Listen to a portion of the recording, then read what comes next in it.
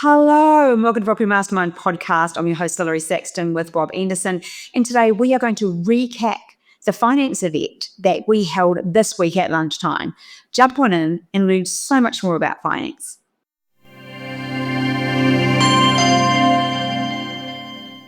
Hello, welcome to the podcast. Bob, great to have you here. Yeah, great to be here, Hilary. Oh, wow. It is great to be here. How's your week been? I haven't seen you this week. You haven't, because you've been doing mother and your grandmother duty, say. I have been doing a lot of running around stuff at playgrounds, at the ginger factory. Yeah, a lot of swimming pool time. I've had a lot going on. It's been fabulous. But how do I look? Do I look a little bit? You're holding up well, but you still got a few days to go. I do have a few days to go. Hanging out with a 4-year-old and a 1-year-old. It's been super fun, but they stayed on New Zealand time, so it's the quick early days, and they're all going. I can't believe how much energy children have. No, I've forgotten. Oh, I want some of it. Oh my gosh, they do not stop. That 4-year-old just goes. He's like a never-rear battery. Theirs does not stop. Like the bunny. Yes, but I did stop on Tuesday to come in for the lunchtime event that we did on finance, the free event, which was amazing. It was well attended as usual, and it was with every event that we have. We had 250 people registered, which is awesome. We had a reasonable amount come on live, and nobody drops off. We had one person drop off 5 minutes before the end, which is a really good sign. It just proves that you put out some great information, just like we do with the podcast, really. And it was just a great event. So I'm thinking, so the recording of the event goes out to the people that registered. You have to register to get the recording. That goes out tomorrow, and it's just available for 24 to 48 hours. There's two reasons we do that. The first reason is people will often think they're going to watch something and they don't. They want to learn about it, but they don't prioritize it. So if we give them a time frame, they have to find that 45 minutes to do that. And the good thing about a replay is you can play it back on 1.25 speed, 1.5, 1.75, 2 speed, whatever you like. But it makes people then commit to doing it, because procrastination is probably one of the biggest reasons people don't succeed in life. Would you agree? Oh, absolutely. Yeah. There's too many excuses to put it off. Yeah. That's why it's good to have such a short time frame. Even 7 days, it's too long. 24 hours, you sort of like, oh, God, I've got to do it. I'm just going to make time. Yeah, we see 24. I might extend it out to 48. That'll be all. And then the other reason is because it's just too easy for people to rip off and pretend like it's theirs. There's we have new competition popping up every week. Everyone's property educator these days. So we guard our content because yours is real, it's experienced, it's learned on the way after well over 40 years. It's not just hearsay or somebody else's knowledge, so we look after our stuff. So that's the reason it goes out shortly. But then we were thinking maybe we do put it on YouTube. Oh, we did put the Feeso one, but I think if we do, we re-record it. Definitely. What do you think? Oh, why not? Okay, well, if we do re-record them, we make it a little bit more, I'm not sure I'm going to use the word, a lot more images, because it's finance, there are a lot of numbers in there. So we might do make it a bit more flavorable for the people's eyes. And then I think that, maybe we look at doing it. What are your thoughts? I think we, or you, should. I think it's a you thing, and I'll be involved in the making. Okay, well, when we do that, we'll let you know, or just if you want to sign up to our database to find out about what we offer, feel free to jump on. Anyway, before we start talking through what we went through, the book this week, Janita Abraha.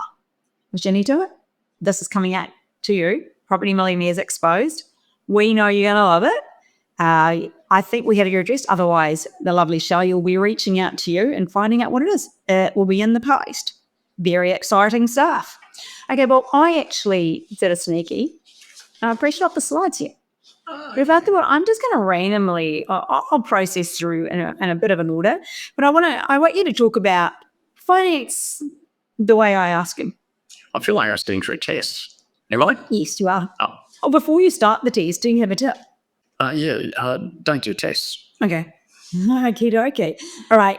Bob, talk to me about the 2 stages of finance when it comes to property development.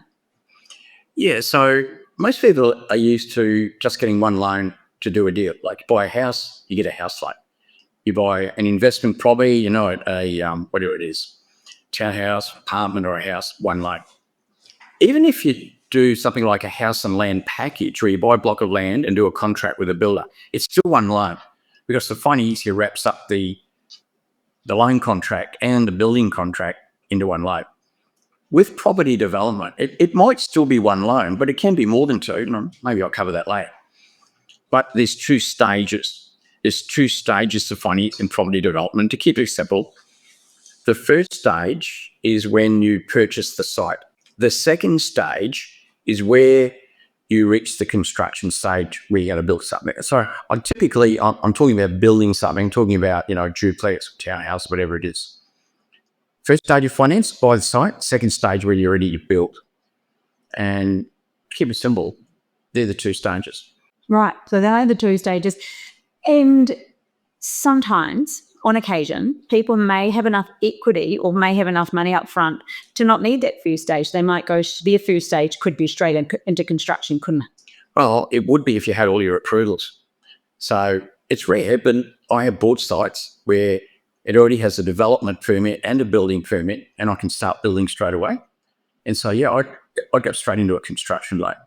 Oh, you're talking about if you started with the one loan because you got the approvals. I was meaning more along the lines of you had enough money to get started. You didn't borrow. You actually acquired it.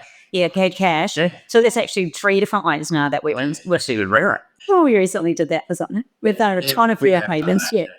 Yeah, you're right. So if you had cash to not just buy the land, so you've got the purchase price, legal stamp duty, but you'd also need enough to get your development permit and your building permit and to line up the builder.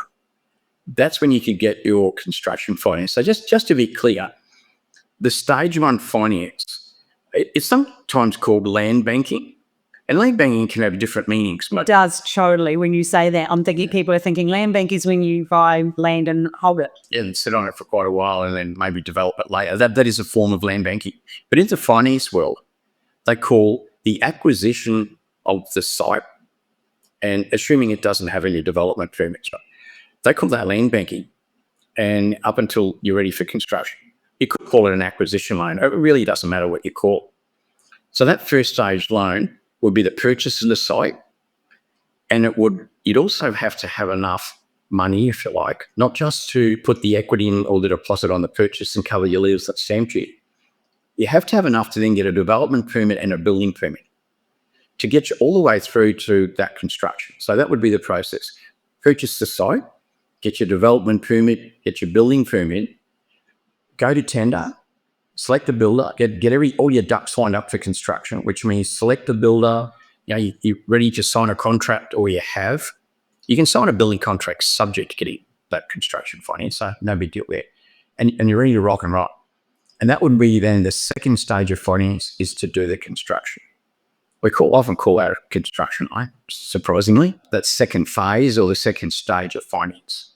Okay, so instead of being the 2 ways, we actually had 3 different ways of financing. So you would either do the 2 stages, one for acquisition, one for construction, or you purchase outright and your first loan is just going straight through because you've got all your approvals, so you go straight to the construction loan. So basically, we do have 3 different ways that we can finance a deal. One, we can acquire the land with the first loan, and we go to the construction loan. The second way is if we, oh my gosh, my brain was getting stretched. I've had a bit of the cash to purchase the land. You don't need a loan for that acquisition. Straight to construction. Break it in for construction. Yeah. And the other way is you might, on the odd occasion, pick up a site that's fully approved. And you can go straight to the construction loan at that point. So, I suppose I just want to make clear, typically 2 stages, acquisition, construction. Yeah, that's pretty standard for most people. Yeah. And so, Bob, these days, and this is for a lot of people listening right now, there's going to be a massive penny drop. Are you ready? Most property development is not done using residential bank finance. So, Bob, do you want to explain the 2 different types of finance? Yeah, well, a lot of people are familiar with banks because they probably used a bank to, buy the house, finance an investment property perhaps. And we've got the big four banks here in Australia. They're well known, but we also have second tier banks, like Macquarie and Bendigo, Suncorp, Bank of Adelaide, but Bank West, they're second tier banks. Most people are familiar with those because that's typically one of those is what you would use to buy your own home or an investment property. So they make their money, we call them retail banks. They make their money by lending at a lower interest rate for a long period of time. So we're talking 20, 25-year and 30-year loans at not a high interest rate. But they make their money because of the longevity of the loan. It's such, you work your interest out over 30 years, it's a lot of interest. So that's how they make their money. Property developments aren't like that. Property developments are short. It could be, well, depending on what it is, a splitter could be 4 or 5 months. A two-lot subdivision could be 8, 10, 12 months. A duplex, well, now we're getting a bit bigger, could be 18 to 24 months and so forth. So it's not a long time. So retail banks don't like lending on property development because they don't, first of all, they see it outside of their normal risk profile because they're not lending on something that already exists. They're lending on something that doesn't yet exist. So there's a risk factor in there for a retail bank. The other side of it is really that they don't make much money out of lending at a low interest rate for such a short period of time. It's really not worth their effort. And that's why banks typically don't like funding property developments. They'll fund investments, but not property development. So you might say, well, don't banks have a commercial arm? And they do. And for many, many years, I used to use the commercial arm of a bank. So banks, the retail banks that you see at Westfield and places like that, that's a retail bank. All the banks have a commercial arm, but it's not at the bank. It's, in an office in the city somewhere. And they lend on other things. They lend on existing investments like shopping centres, industrial developments, anything that's commercial. And they also lend on property development. The problem is that since the GFC, and particularly since COVID, banks, the commercial arm of the banks, really only want to lend on property development if it's on a large project and with an experienced developer. Can I ask why they only really want to lend on a large beam pool? On a large project? Yeah. So I think the reason is that and this is what they'll tell you because they've told me this, that a lot of them might lend under a $10 million loan these days, commercial banks. They say it's as much work almost for us to set up a $10 million loan as a $2 million loan. And it is actually true. To go through their credit and everything they do, there's not a lot of difference.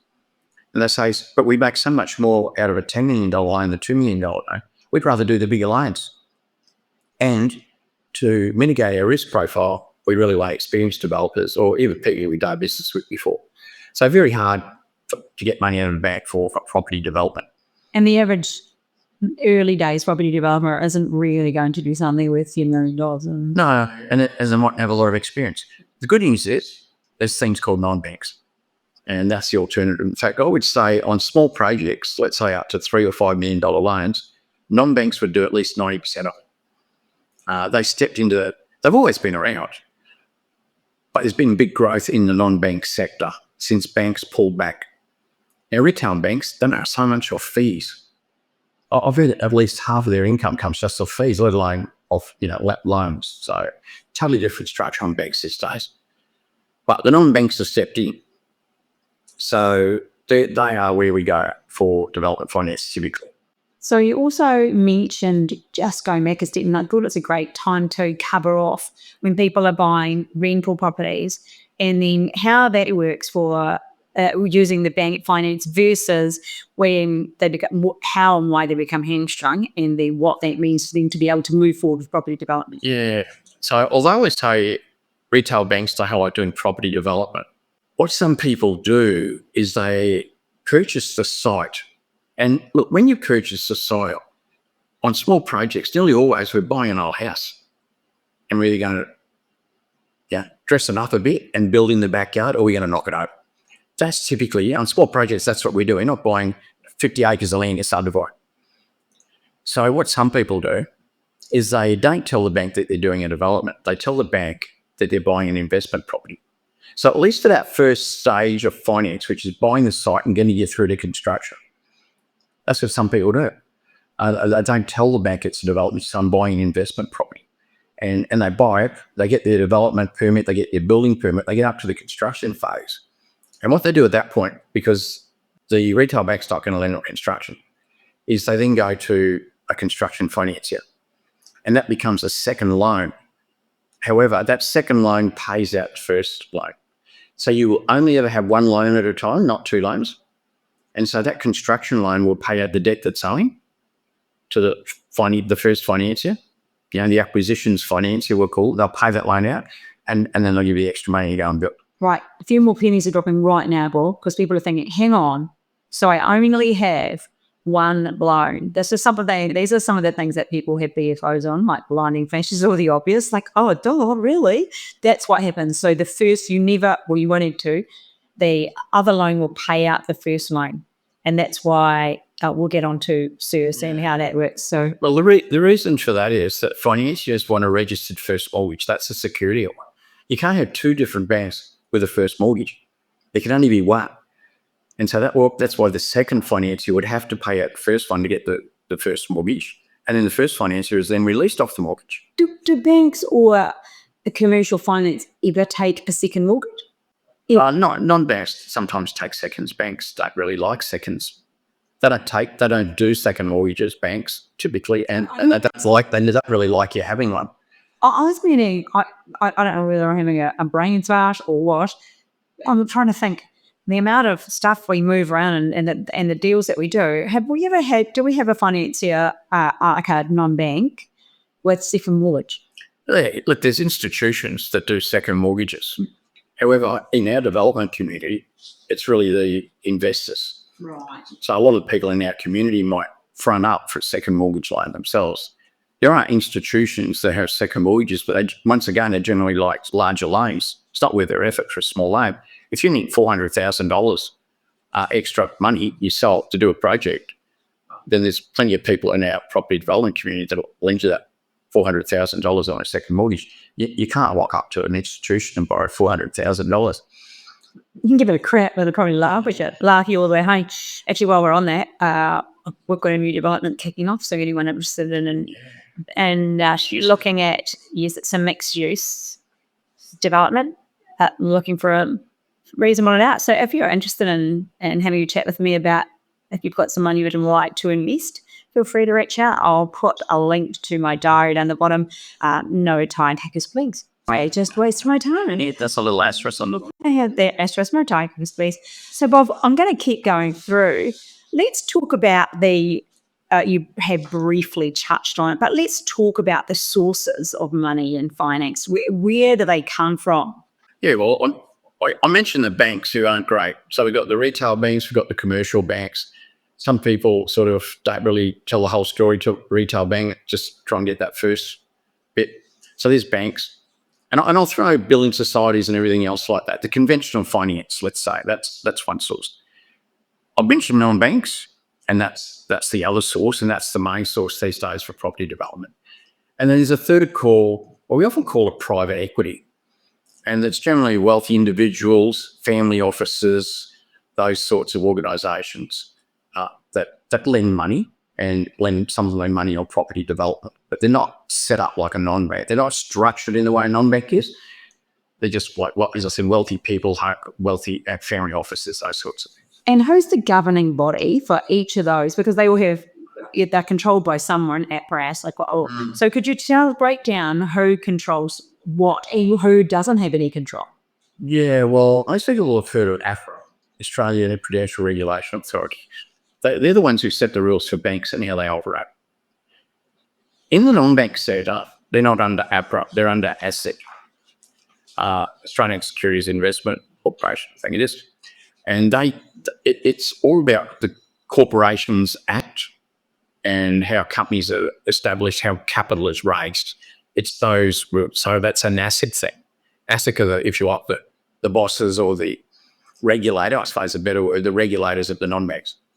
With private equity, which is once again wealthy individuals, home offices and those sorts of things, well, there's no regulation. They simply operate, but not under ASIC and not under APRA. There are some minor regulations that they have to adhere to, but not stringent to the same extent as, say, alcohol or ASIC. What's the tougher of the two was as a regulator? Would it be APRA or ASIC? APRA's pretty... Well, APRA look after the banks, and so banks are typically quite conservative, so they dictate a lot. We saw a lot of pressure from APRA probably just maybe 4 or 5 years ago, when they said, look, you're lending too much to investors. We want you to cut it back. And so the banks started charging in different interest rates for investment loans. They pulled back on that. Then at one point APRA said, look, you've got too many interest-only loans. We want you to start converting some of those to principal and interest. And so they regulate that. The banking inquiry of a few years ago as well, and we saw a lot of stuff there. So, yeah, they're the toughest, but then, the banks are you could say the safest, most highly regulated. They're one of the most regulated financial institutions in the whole world, the Australian banks. That's why they've always been so safe. And that's why they charge them new fees. Oh, well, they're not an issue with fees, but they are solid. And then, we touched on, you didn't cover off, sorry, who has no regulation? Oh, that's the family offices, but the individuals, they don't have that really structured regulation. They can just do whatever they like. Oh, no, there are some rules they have, but not to the extent, not the same jurisdiction as the others. Can you talk me through no-doc loans for people, why you might need a no-doc loan, the benefits of it, any negatives of a no-doc loan? Okay, I'll take a step back. Let's go back to the acquisition loan. Now, we said that if a bank thinks you're just buying an investment property, they might finance it.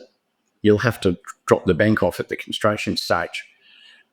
Now, to do that, you need serviceability. Like any loan, through a bank, you've got to prove you've got the interest. Now, if you're doing the property development and you're trying to prove serviceability, you want to have some decent serviceability to do a property development, but you might have it.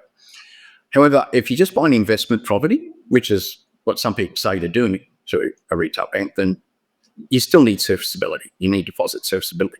Not everyone has serviceability. And so what a lot of people don't realise, back in the good old days, so we say, which is definitely pre-GFC, so it's sort of like pre-2008, no-doc loans, low-doc loans, very common. All the financiers, all the banks had them. After the GFC, the banks sort of dropped them off. And a lot of people think they're gone, done and dusted, you can't get them anymore. But they've been alive and well and living in the world of non-banks. And so such things do exist, low-doc and no-doc loans.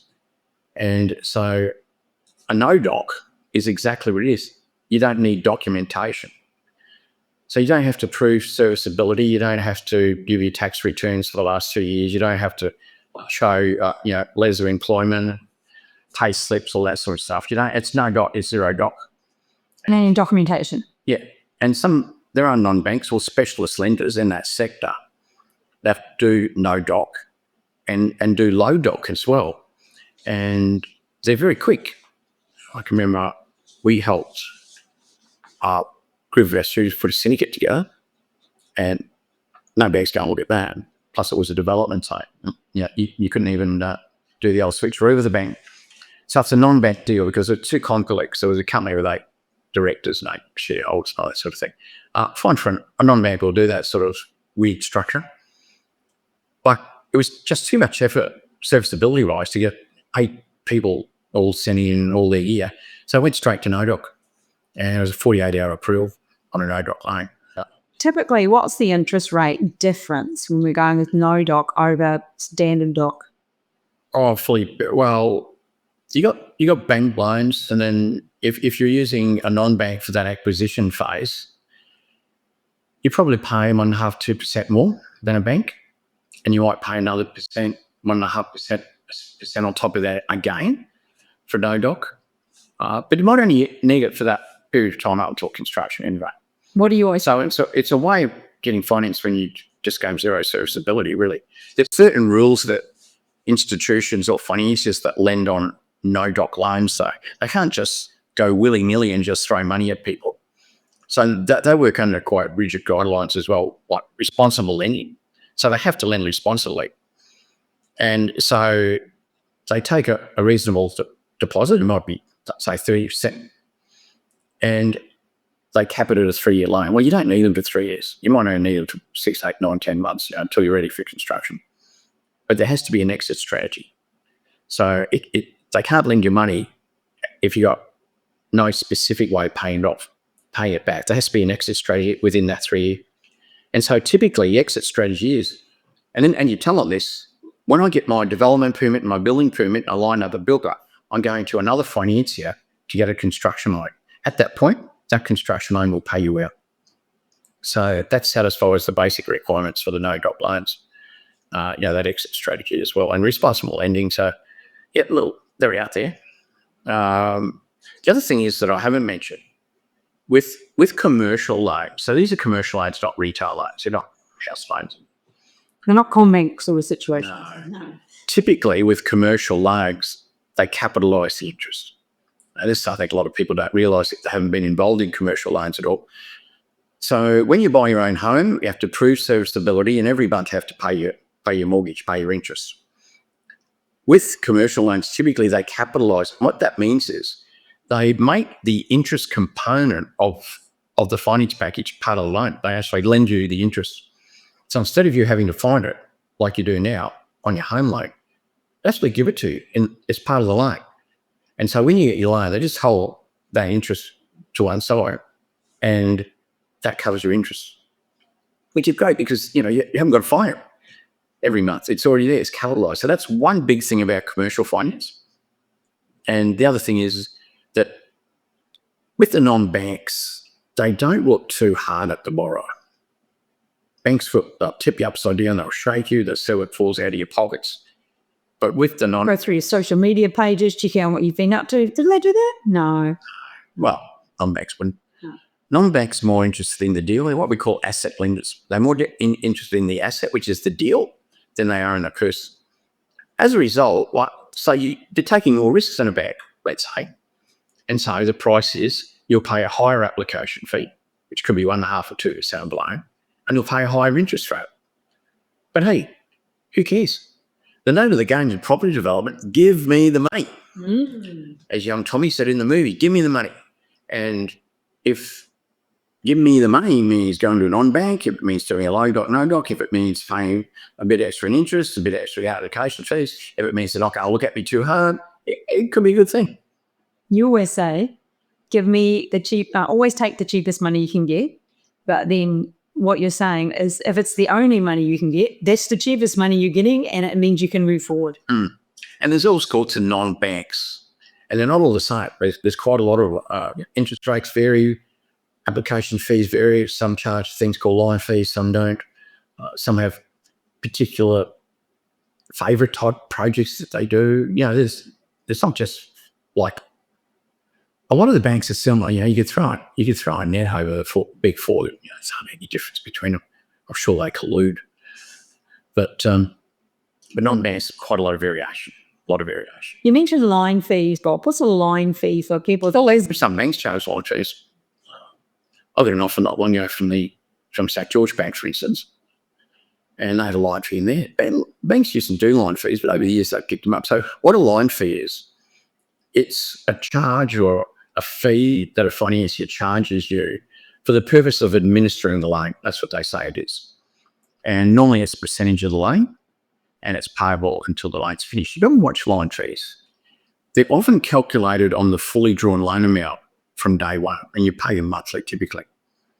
And so normally when you're doing a development, let's say, the interest is charged as you draw the money down. Not always, but often it is. It's like a drawn down loan. However, line fees are on the full loan from day one, and it might be 1%, but that's often equal to about 2% interest, a 1% line fee on a fully drawn loan amount from day one. So you'll watch things like that. How do you watch out for that, Bob? Ask them if they got any line fees. You can just straight up ask them, what are the line fees? No, you ask them for their whole package. Financiers.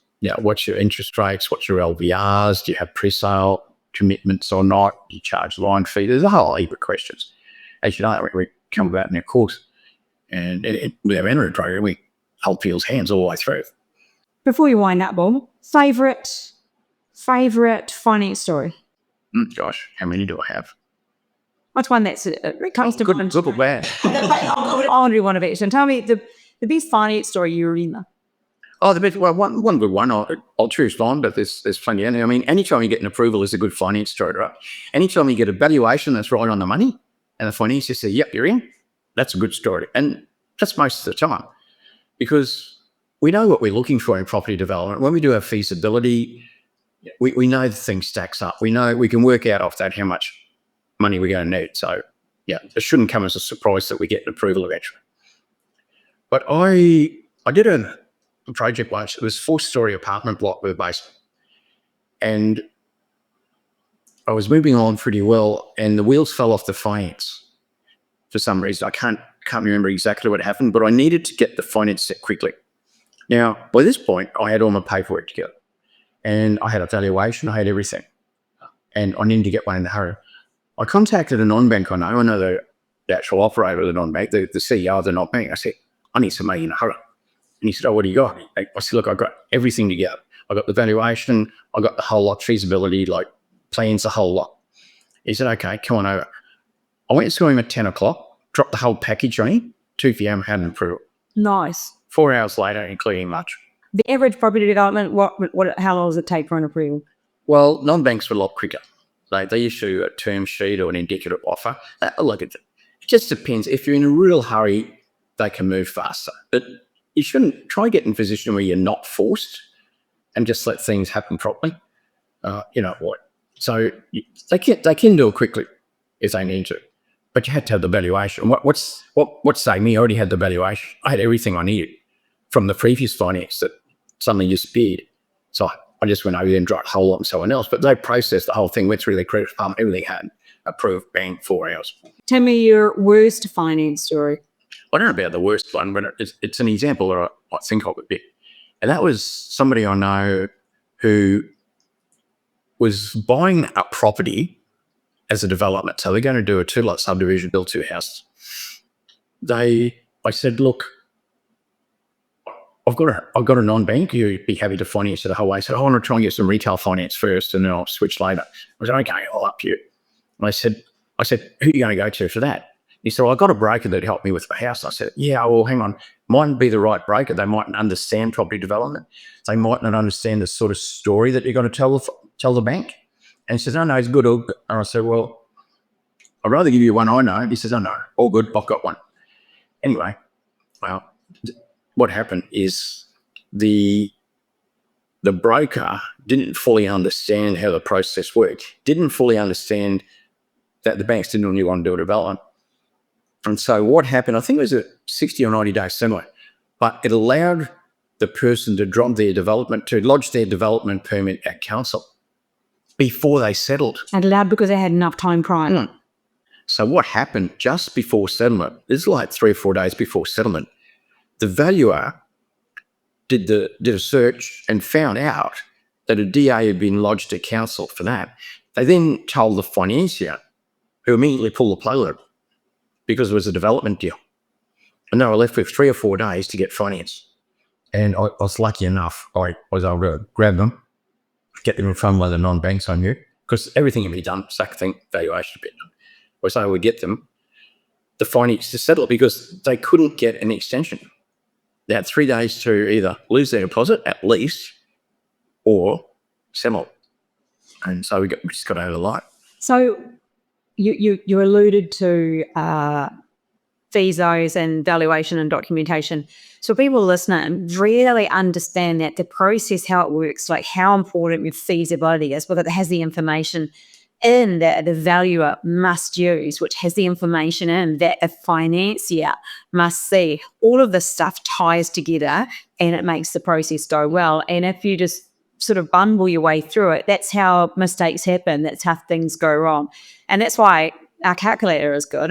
This isn't a plug for that, but it does have all of the information. So when you are using a feasibility calculator, and we did feasibilities a few weeks back, but when you are using a feasibility, you need to make sure it's got the information that the valuer needs, that the financier needs. So what you're talking about, that things do run seamlessly and people's developments will happen rather than just giving it a crack and hoping that it goes well. In fact, we had a scenario last week. We're talking to a guy who ended up buying the feasibility calculator. He actually rang me because he heard him talking about it on the podcast.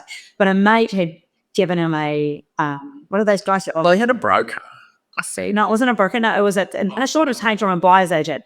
His buyer's agent gave him a feasibility calculator. Just said, Imagine on that slide. and he said, well, that you've got to remember, if somebody's made something on the cheap or it works for their business, it's how they need to do it. It doesn't give all the information that the financier needs and about all the value in the financier they need. And then the second one he got off a mate who worked in the bank. So it just still, the information was missing out of there. And then when he got ours, he was like, oh, yeah, that's got everything I need. So it is important that the numbers are done right because, as we've talked about so many times, you might think the deal makes money, but no one's going to finance it unless it makes the right amount, the right profit. And that comes from all of the information prior, the feasibility given to the valuer. He does his work, talks to the financier, they do their work, and then done deal. Is there anything I've missed off that? That's really not relevant. I mean, it starts with a good feasibility, and coming off the back of that, you can work out the finance, the equity you're going to need, and then that sort of flows into the valuation and then flows into the finance. So to me, that's the smart part of property development. Get your structure right, due diligence, feasibility, flowing into the finance and get the finance set. And there's so many different ways to do it. And but it just has to be done well. It's got to be done well, yeah. It's got to be done right. Yeah. And a lot of people come and start because they don't know how to do it or whatever. In fact, I was speaking today with one of the mentoring students and had this conversation with you. Usually catch up with what's going on. But I was speaking to one this morning and he had a developer that's selling off a site because he's got too many sites happening at the moment. And the developer wanted a particular amount of money and he said, I just can't make it work with that. And I said, well, the great news about that is the person's a developer. Yeah. So they know what the profit needs to be for this to work, meaning for somebody to loan you the money to make it happen, get that construction line, so they know the answer to that. So you just pretty much need to say to him, I'm going to keep to buy it for that amount there. And, they might think that because they've got a DA or whatever they think it's got, it works at a different rate. But that's kind of how that works as well. I bought sites off developers. I would rather buy a site off a developer every single time because you can't BS to each other. We know how it works. We know how it has to stack up. First thing I do is say, show me your fees up. What are you basing where this number come from? Show me the numbers. Prove it to you. Show me your fees up. Where is it? Hold on, I've done that up. And then you get this sheepish look from the developer because they know exactly what you're on about.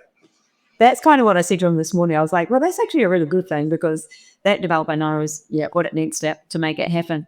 And then really on another note, another mentoring student just finished and handovers and goes to market on Saturday. So we've been invited to have a look on that, have a look through that on Saturday. Also, well done, Adubish, for finishing your development. Really excited to go through. I have taken photos all the way through because I don't know if I posted many.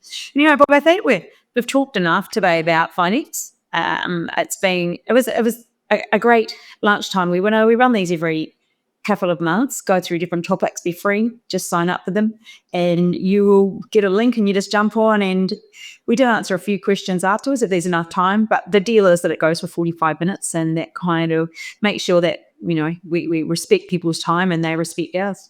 All right, well, I think that's the end of episode 202. I'd like to thank you so much for joining us. Remember, if you're watching us on YouTube, please hit subscribe. I know everybody says that. I hear people say that all the time. And if you're listening on Apple or Spotify, give us a great review. We'd really appreciate it. That's the end for us. There's always links below for pretty much everything I've talked about. We hope you have a fabulous week and we'll catch you again next week. Bye for now. Bye.